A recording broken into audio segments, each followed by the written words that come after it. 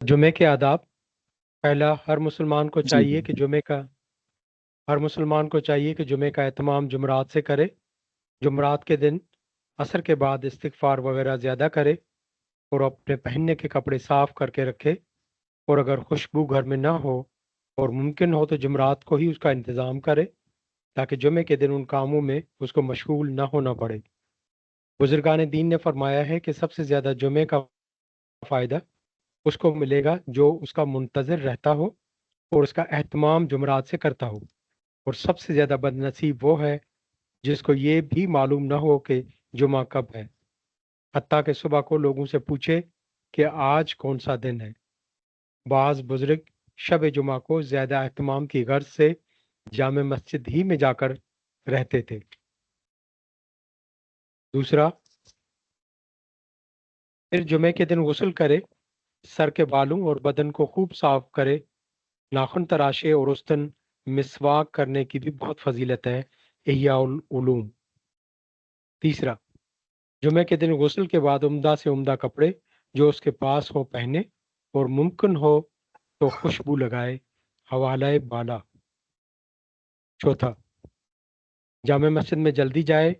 जो शख्स जितना पहले जाएगा उसको उतना ज़्यादा सवाब मिलेगा।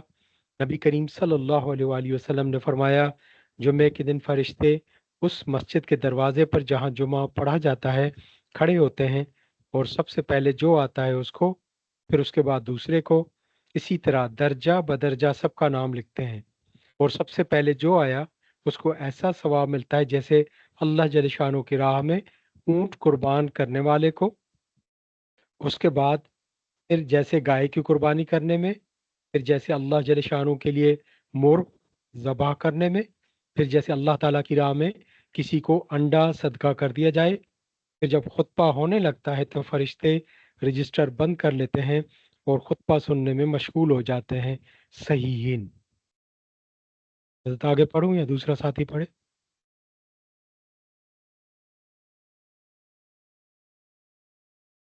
पांचवा,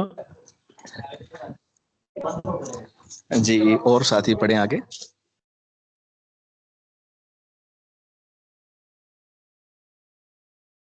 نمبر 5، جمعے کی نماز کے لیے پیدل جانے میں ہر قدم پر 1 سال روزہ رکھنے کا ثواب ملتا ہے۔ نمبر 6، نبی اکرم صلی اللہ علیہ وسلم جمعے کے دن فجر کی نماز میں سورہ الف لام میم سجدہ اور سورہ انسان پڑھتے تھے، لہٰذا ان صورتوں کو جمعے کے دن فجر کی نماز میں مستحب سمجھ کر کبھی کبھی پڑھا کرے، کبھی کبھی چھوڑ دے تاکہ لوگوں کو یہ گمان نہ ہو کہ یہ لازمی ہے۔ نمبر 7، جمعے کی نماز سورہ میں انسان کون سی ہے؟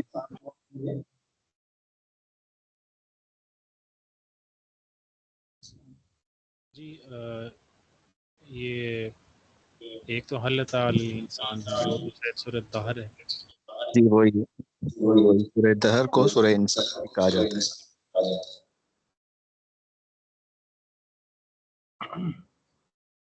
نمبر 7، جمعے کی نماز میں نبی کریم صلی اللہ علیہ وسلم سورہ جمعہ یا سورہ منافقون یا سورۃ الاعلی اور سورہ غاشیہ پڑھتے تھے۔ نمبر 8، جمعے کے دن نماز سے پہلے یا بعد میں سورہ کہف پڑھنے سے بہت ثواب ملتا ہے۔ نبی کریم صلی اللہ علیہ وسلم نے فرمایا، جمعے کے دن جو شخص سورہ کہف پڑھے گا اس کے لیے عرش کے نیچے سے آسمان کے برابر ایک نور ظاہر ہوگا اور قیامت کے اندھیرے میں اس کے کام آئے گا، اور گزشتہ جمعے سے اس جمعے تک جتنے گناہ اس سے ہوئے تھے سب معاف ہو جائیں گے۔ علماء نے لکھا ہے کہ اس حدیث میں گناہ صغیرہ مراد ہے، اس لیے کہ کبیرہ توبہ کے بغیر اور معاف ساتھی نہیں پڑھیں ہوتے۔ آگے. جی استاد جی، واللہ عالم وهو الرحمن الرحیم۔ 9، جمعے کے دن درود شریف پڑھنے میں بھی باقی دنوں سے زیادہ ثواب ملتا ہے، اس لیے حدیث میں وارد ہوا ہے کہ جمعے کے دن درود شریف زیادہ سے زیادہ پڑھو۔ جمعے کی نماز پڑھنے کا طریقہ مسئلہ نمبر 1، جمعے کی پہلی اذان کے بعد خطبے کی اذان سے پہلے 4 رکعت سنت پڑھے، یہ موقدہ سنتے ہیں، پھر خطبے کے بعد جمعے کی 2 رکعت فرض امام کے ساتھ پڑھے، پھر 4 رکعت سنت پڑھے، یہ سنتے بھی موقدہ ہیں، پھر 2 رکعت سنت پڑھے، 2 رکعت بھی حضرات کے نزدیک موقدہ ہیں۔ جمعے کی نماز واجب ہونے کی شرائط: 1، مقیم ہونا، مسافر پر نماز جمعہ واجب نہیں۔ 2، تندرست ہونا، مریض پر نماز جمعہ واجب نہیں، یہاں وہ بیماری مراد ہے جس کی وجہ سے جامع مسجد تک پیدل نہ جا سکے۔ بڑھاپے کی وجہ سے اگر کوئی شخص کمزور ہو گیا ہو یا مسجد تک نہ جا سکے یا نابینا ہو، یہ سب لوگ مریض سمجھے جائیں گے اور نماز جمعہ ان پر واجب نہیں ہوگا۔ 3، آزاد ہونا، غلام پر نماز جمعہ واجب نہیں۔ 4، مرد ہونا، عورت پر نماز جمعہ واجب نہ ہوگی۔ 5، جماعت چھوڑنے کے جو عذر پہلے بیان ہو چکے ہیں ان سے محفوظ ہونا، اگر ان آزار میں سے کوئی عذر موجود ہو تو جمعہ واجب نہیں۔ اگر کوئی شخص ان شرائط کے نہ پائے جانے کے باوجود نماز جمعہ پڑھے تو اس کی نماز ہو جائے گی، یعنی ظہر کا فرض اس کے ذمے سے اتر جائے گا۔ مثلا کوئی مسافر یا کوئی عورت نماز جمعہ پڑھے، اگرچہ عورت کو جماعت میں شریک نہیں ہونا چاہیے۔ یہ مسئلہ پہلے بھی وہ سامنے آیا تھا کہ عورت پر نہیں ہے، لیکن اگر وہ پڑھ لے تو چونکہ اس پر نماز ظہر کی فرض ہے، لیکن وہ اگر جمعہ پڑھ لے تو فریضہ اس کے ذمے سے اتر جائے گا۔ یہ بات یہاں واضح ہو گئی۔ جی استاد جی۔ آگے اور کوئی ساتھی پڑھے؟ جی استاد جی، جمعے کی نماز صحیح ہونے کی شرطیں: شہر یا قصبہ ہو، گاؤں یا جنگل میں نماز جمعہ درست نہیں، البتہ جس گاؤں کی آبادی قصبے کے برابر ہو، مثلا 3-4 ہزار آدمی ہوں، وہاں جمعہ درست ہے۔ ظہر کا وقت ہو، ظہر کے وقت سے پہلے اور اس کے بعد نماز جمعہ درست نہیں، حتیٰ کہ اگر نماز جمعہ پڑھنے کی حالت میں وقت ختم ہو گیا تو نماز فاسد ہو جائے گی، اگرچہ قعدہ اخیرہ تشہد کے بقدر ہو چکا ہو، اسی وجہ سے نماز جمعہ کی قضا نہیں پڑھی جاتی۔ خطبہ یعنی لوگوں کے سامنے اللہ تعالیٰ کا ذکر کرنا، چاہے صرف سبحان اللہ یا الحمدللہ کہہ دیا جائے، اگرچہ صرف اتنے خطبے پر اکتفا کرنا خلاف سنت ہونے کی وجہ سے مکروہ ہے۔ نمبر 4، خطبہ نماز سے پہلے ہونا، اگر نماز کے بعد خطبہ پڑھا جائے نماز نہیں ہوگی۔ نمبر 5، خطبہ ظہر کے وقت میں ہونا، اگر وقت آنے سے پہلے خطبہ پڑھ لیا جائے تو نماز نہیں ہوگی۔ نمبر 6، جماعت یعنی امام کے علاوہ کم از کم 3 آدمیوں کا ہونا، مگر یہ شرط ہے کہ یہ 3 آدمی ایسے ہوں جو امامت کر سکیں، بس اگر صرف عورت یا نابالغ لڑکے ہوں تو نماز نہیں ہوگی۔ نمبر 7، اگر اور کوئی ساتھی پڑھے؟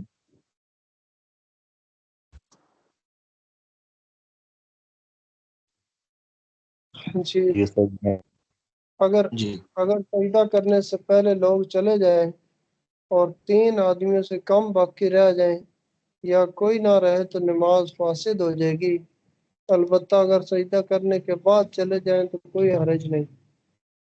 نمبر 8، عام اجازت کے ساتھ علل اعلان نماز جمعہ کا پڑھنا، پس اگر کسی مخصوص جگہ میں نماز جمعہ پڑھی جائے جہاں عام لوگوں کو آنے کی اجازت نہ ہو یا جمعہ کو مسجد کے دروازے بند کر لیے جائیں تو نماز نہیں ہوگی۔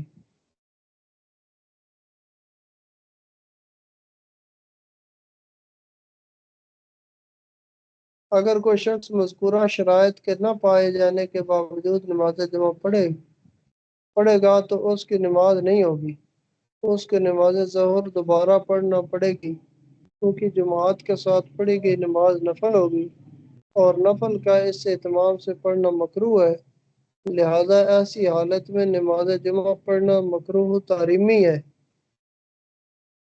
خطبہ جمعہ کے مسائل: جو کورونا کے اندر یہ صورتحال ہوئی تھی کہ اس کے اندر दरवाजे भी बंद कर दिए जाते थे, बल्कि पुलिस फोर्स भी गेट के बाहर होती थी, तो फिर भी कुछ साथी चुप के पढ़ लेते थे, तो फिर क्या फिर वो जुमा नहीं हुए जितने भी पढ़े गए? नहीं, वो यही मेरे मेरे जहन में भी यही सूरत आ रही थी। और उस वक्त तो मुफ्तियान ने इजाज़त दी थी। और क्योंकि इब्तिदा में तो फासले की भी इजाज़त नहीं थी, बाद में फिर कुछ हाँ फासले के साथ लोगों को इजाज़त मिली थी। तो उस दौरान क्या वो सारे जुमे जो अगर किसी ने छुप के भी मस्जिद में पढ़े तो उसको उसका मतलब वो फिर नमाजें उनकी नहीं हुई। नहीं, नमाज तो हो गई, क्योंकि उस वक्त मुफ्ती हजरात ने इसकी इजाज़त दी थी। और उसकी वजह क्या थी, किस वजह से, तो वो तो मालूम नहीं हो सकी, लेकिन अ, इस वजह से हम ये नहीं कह सकते कि जुमा नहीं हुआ। जी सही। उस्ताद जी वो जब नमाज का वक्त होता था उस वक्त बंद कर देते थे मेरे ख्याल से, तो फिर तो हो जाते होंगे ना। जी वो सही मेरे समझ में जो ये आता है सबब ना, तो ये है कि जो खलीफा है ना, खलीफा है वो मुस्लिम, यानी जो उसकी शराइत है वो तो पाई नहीं जाती थी, तो इसलिए उनकी इताअत करना जरूरी नहीं था, और उनसे चूंकि वो शर का खतरा था तो इस वजह से फिर वो बंद करना भी जरूरी था, जी शायद ये जी। वजह। बहुत सारी वजूहात हो सकती हैं। बस हमें तो यही समझना चाहिए कि जुम्मा हो गया था। बस जी, आगे चलें। जब लोग जमा हो जाएं तो इमाम को चाहिए कि मिंबर पर बैठ जाए और मौज़िन उसके सामने खड़े होकर अजान कहे। अजान के बाद फौरन इमाम खड़ा होकर खुतबा शुरू कर दे। मसला नंबर 3, खुतबे में 12 चीज़ें मसनून हैं। नंबर 1, खड़े होकर खुतबा पढ़ना। 2, खुतबे पढ़ना। दोनों खुतबों के दरमियान इतनी देर तक बैठना कि 3 मरतबा सुबहान अल्लाह कह सके। हदस अकबर व असगर से पाक होना। खुतबा पढ़ने के दौरान में लोगों की तरफ रुख करना। खुतबा शुरू करने से पहले अपने दिल में अऊज़ु बिल्लाहि मिनश शैतानिर रजीम कहना। खुतबा ऐसी आवाज़ से पढ़ना कि लोग सुन सकें। नंबर 8, खुतबा में दरअसल 8 चीज़ें होना। 1, अल्लाह ताला का शुक्र, अल्लाह ताला की तारीफ, अल्लाह ताला की तौहीद, नबी करीम सल्लल्लाहु अलैहि वसल्लम की रिसालत की शहादत, नबी करीम सल्लल्लाहु अलैहि वसल्लम पर दरूद, वाज़ व नसीहत, कुरान मजीद की आयतों या किसी सूरत की तिलावत। दूसरे खुतबे में फिर इन सब चीज़ों का इयादा करना। दूसरे खुतबे में वाज़ व नसीहत के बजाय मुसलमानों के लिए दुआ करना। ये 8 किस्म के उन्वानात के फहरिस्ती बकिया फहरिस्त से नमूर किया जो हालत खुतबा में मसनून है। ये 8वीं सुन्नत में आगे वो 8 चीज़ें थी। 9वीं सुन्नत खुतबे को ज़्यादा तूल न देना बल्कि नमाज से कम रखना। नंबर 10, खुतबा मिंबर पर पढ़ना। अगर मिंबर ना हो तो किसी लाठी वगैरह के सहारे खड़े होना। दोनों खुतबों का अरबी में होना। किसी और ज़बान में खुतबा पढ़ना या अरबी खुतबा के साथ किसी और ज़बान के अशआर वगैरह मिला देना, जैसा कि हमारे ज़माना में बाज़ अवाम का दस्तूर है, सुन्नत मौक़दा के ख़िलाफ़ और मकरूह तहरीमी है। ये सही जी, सिंध में आगे बढ़े। थे तो वहाँ हाँ ऐसे हुआ बिल्कुल। था। हाँ, वो खुतबा जतोई पढ़ते हैं। बस उसमें भी वो दरमियान में कुछ ना कुछ आयतें या सूरतें आ जाती हैं, इस वजह से खुतबा तो हो जाता है, लेकिन जैसे यहाँ लिखा है कि मकरूह तहरीमी है।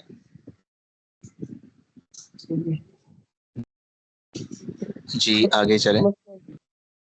मसला नंबर 4, जब इमाम खुतबा के लिए खड़ा हो जाए उस वक़्त से कोई नमाज पढ़ना या आपस में बातचीत करना मकरूह तारीमी है। अलबत्ता साहिब तरतीब के लिए उस वक़्त भी क़ज़ा नमाज पढ़ना जायज़ बल्कि वाजिब है। फिर जब तक इमाम खुतबा ख़त्म न कर दे ये सब चीज़ें ममनू हैं। क्या उस्ताद जी साहिब तरतीब से क्या मुराद है? साहिब तरतीब से मुराद जिसकी کوئی نماز قضا باقی نہ ہو، یا اس کی پیچھے تفصیل پڑھی تھی ہم نے جو ہے نا وہ کہ 5 نمازوں سے کم ہو زیادہ ہو جائے تو وہ آگے تفصیل ہے اس کی۔ اگر قضا نہ ہو تو پھر جی یہاں جی کیوں آگے لکھا وہی ہے شاید قضا پڑھنا چاہیے؟ قضا باقی اس کی اگر فجر کی نماز قضا باقی رہتی ہے، مطلب اس نے فجر نہیں پڑھی اور جمعے کا وقت ہو گیا تو پھر اس کے لیے ضروری ہے کہ جمعے کی نماز سے پہلے فجر کی نماز پڑھے، تو چاہے امام نے خطبہ شروع کر دیا تو بھی وہ اپنی فجر کی نماز جو ہے نا وہ پڑھ لے۔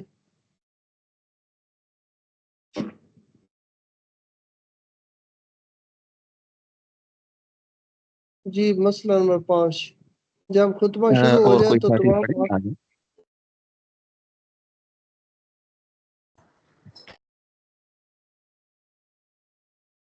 جی مسئلہ نمبر 5، جب خطبہ شروع ہو جائے تو تمام حاضرین کے لیے اس کا سننا واجب ہے، چاہے امام کے نزدیک بیٹھے ہوں یا دور، کوئی ایسا فعل جو سننے میں متحمل ہو۔ یہ لفظ ہے مخل، مخل کی معنی ہے خلل ڈالنے والا، مخل جی اس میں مخل فاعل ہو، کا صیغہ ہے اور یہ باب افعال سے ہے۔ ٹھیک ہے، مخل ہو، مکروہ تحریمی ہے، مثلا کھانا پینا، بات چیت کرنا، چلنا پھرنا، سلام یا سلام کا جواب دینا، تسبیح پڑھنا، کسی کو شرعی مسئلہ بتانا جیسے نماز کی حالت میں ممنوع ہے ویسے ہی اس وقت بھی ممنوع ہے۔ البتہ خطیب کے لیے جائز ہے کہ خطبہ پڑھنے کی حالت میں کسی شرعی مسئلہ بتا دے، کسی کو شرعی مسئلہ بتا دے۔ مسئلہ نمبر 6، اگر سنت یا نفل پڑھتے ہوئے خطبہ شروع ہو جائے تو راجح یہ ہے کہ سنت مؤکدہ پوری کر لے اور نفل میں 2 رکعت پر سلام پھیر دے۔ مسئلہ نمبر 7، دونوں خطبوں کے درمیان بیٹھنے کے دوران امام یا مقتدیوں کا ہاتھ اٹھا کر دعا مانگنا مکروہ تحریمی ہے، البتہ ہاتھ اٹھائے بغیر اگر دل میں دعا مانگی جائے تو جائز ہے، بشرطیک زبان سے کچھ نہ کہے، نہ آہستہ اور نہ زور سے۔ نبی کریم صلی اللہ علیہ وسلم، ان کے اصحاب رضی اللہ عنہم سے بھی یہ منقول ہے۔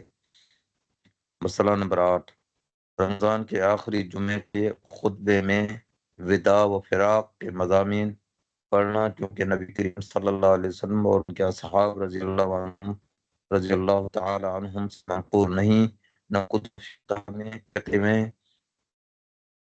کہیں اس کا پتہ چلتا ہے، اور اس کو کرتے رہنے سے عوام اسے ضروری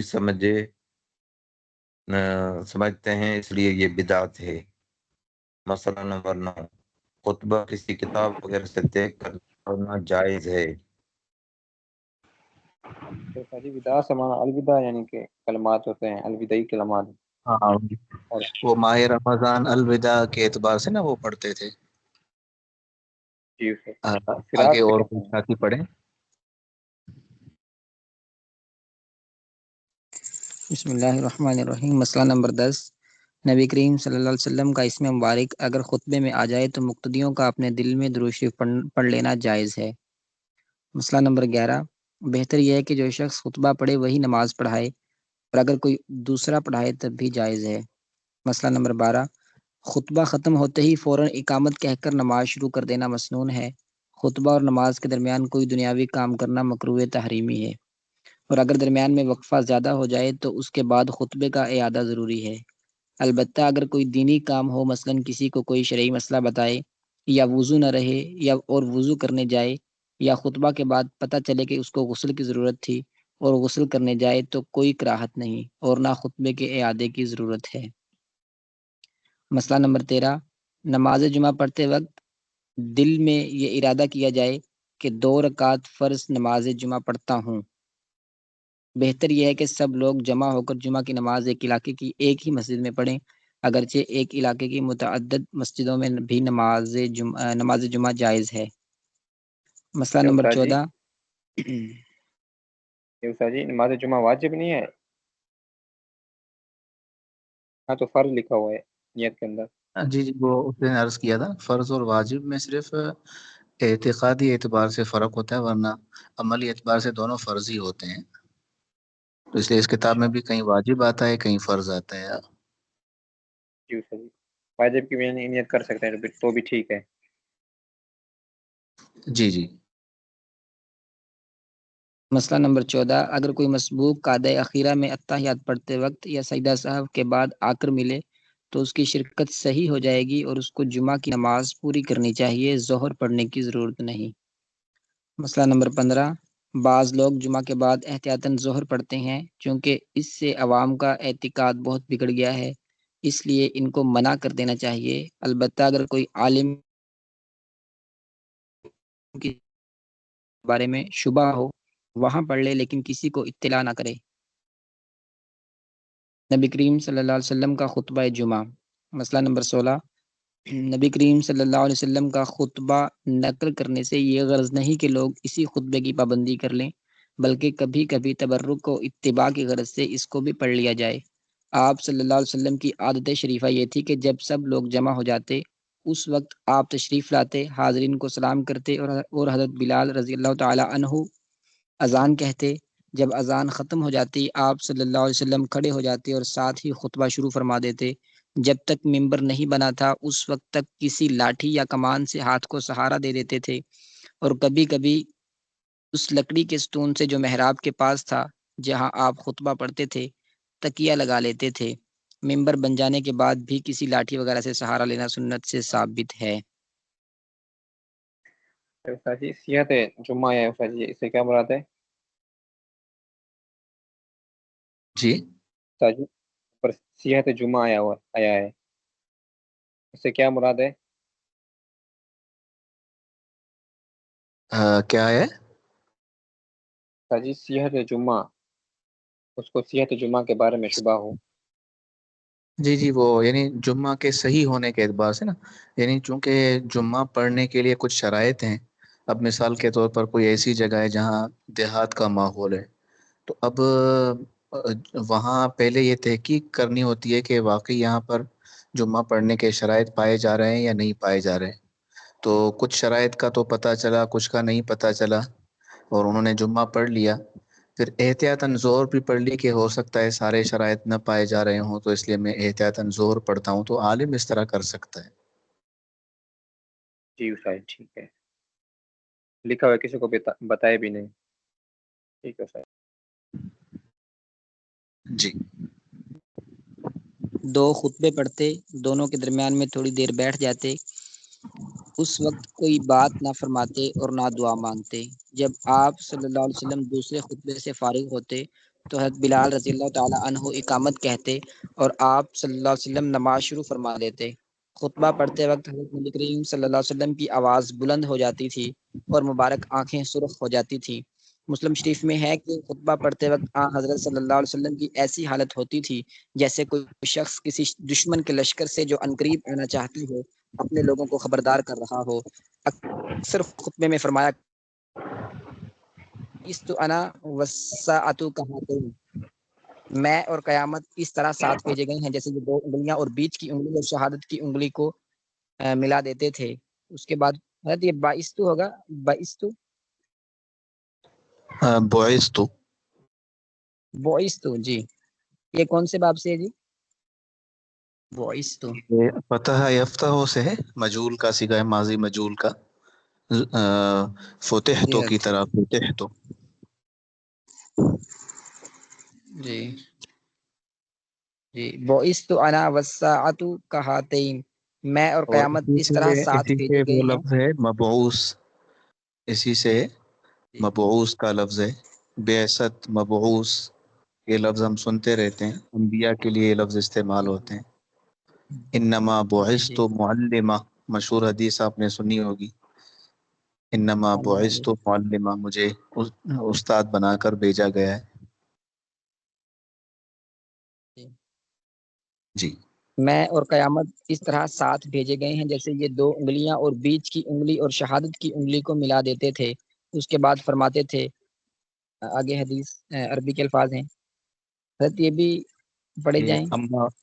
اما بعد فإن خير الحديث كتاب الله وخير الهدي هدي محمد صلی اللہ علیہ وسلم وشر الامور، یہ سارا وہ ان ہے نا، ان وہ عمل کر رہی ہے، ان سب کو نصب دے رہی ہے. وشر الامور محدثاتها وكل بدعة ضلالة وأنا أولى بكل مؤمن من نفسه ومن ترك مالا فلأهله ومن ترك دینا او ضیاعا فعلی. کبھی یہ خطبہ پڑھتے تھے، یا ایہا الناس توبوا قبل ان تموتوا، مرنے سے پہلے توبہ کر لو. وبادروا بالاعمال الصالحہ وصلوا الذی بینکم وبین ربکم بکثرت ذکرکم لہ وکثرت الصدقة بالسر والعلانیہ توجروا وتحمدوا وترزقوا وَاعْلَمُوا أَنَّ اللَّهَ قَدْ فَرَضَ عَلَيْكُمُ الْجُمُعَةَ مَكْتُوبَةً فِي مَقَامِ هَذَا فِي شَهْرِ هَذَا فِي عَامِ هَذَا إِلَى يَوْمِ الْقِيَامَةِ مَنْ وَجَدَ إِلَيْهِ سَبِيلًا فَمَنْ تَرَكَهَا فِي حَيَاتِي، یعنی جس نے جمعہ چھوڑا میری زندگی میں، او بعدی یا میرے بعد، جحوداً بہا انکار کرتے ہوئے، واستخفافاً بہا اور جمعے کو ہلکا سمجھتے ہوئے، وَلَهُ إِمَامٌ جَائِرٌ او عادل، اور وہاں پر کوئی امام ہو جو ظالم ہو یا عادل ہو، فلا جمع اللہ شملہ ولا بارک لہ فی امرک، تو اللہ تعالیٰ اس کے کسی کام کو بھی درست نہ کرے، یہ بد دعا دی. الا ولا صلاۃ لہ، اس کی نہ نماز قبول، الا ولا صوم لہ، الا ولا زکوۃ لہ. جی اوپر کریں. الا ولا حج لہ، الا ولا بر لہ، کوئی نیکی اس کی قبول نہیں، حتی یتوب، یہاں تک کہ توبہ کر لے. فَإِن تَابَ تَابَ اللَّهُ عَلَيْهِ، الا ولا تؤمن امرأة رجلا، نہ امن دے کوئی عورت کسی مرد کو. الا ولا یؤمن اعرابی مہاجرا، الا ولا یؤمن فاجر مؤمنا الا ان یقہرہ سلطان یخاف سیفہ و صوتہ. یہ ابن ماجہ کی روایت ہے، اس کا ہو سکتا ہے کہ ترجمہ نیچے مذکور ہو. اور کبھی حمد و صلات کے بعد یہ خطبہ پڑھتے تھے جو مشہور ہے، الحمدللہ نحمدہ ونستعینہ ونستغفرہ ونعوذ باللہ من شرور انفسنا ومن سیئات اعمالنا.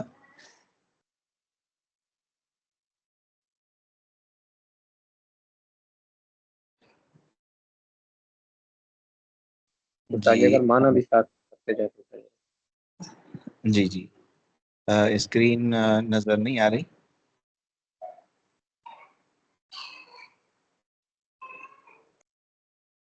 باقیوں کو بھی نظر نہیں ابھی صحیح ہے. من یہدہ اللہ فلا مضل لہ، جس کو اللہ تعالیٰ ہدایت دے اسے کوئی گمراہ نہیں کر سکتا. ومن یضلل فلا ہادی لہ، جس کو اللہ تعالیٰ گمراہ کرے کوئی اسے ہدایت نہیں دے سکتا. واشہد ان لا الہ الا اللہ وحدہ لا شریک لہ واشہد ان محمدا عبدہ ورسولہ ارسلہ بالحق بشیرا ونذیرا، اللہ تعالیٰ نے حضور کو حق کے ساتھ بھیجا، بشیر اور نذیر بنا کر، بین یدی الساعہ، قیامت کے قریب. من یطع اللہ ورسولہ فقد رشد، جو اللہ اور اس کے رسول کی اطاعت کرے اس نے ہدایت پائی. ومن واہتدی فقد رشد واہتدی ومن یعصہما، اور جو ان کی نافرمانی کرے، فإنہ لا یضر الا نفسہ، تو اپنا ہی نقصان کرے گا، ولا یضر اللہ شیئا.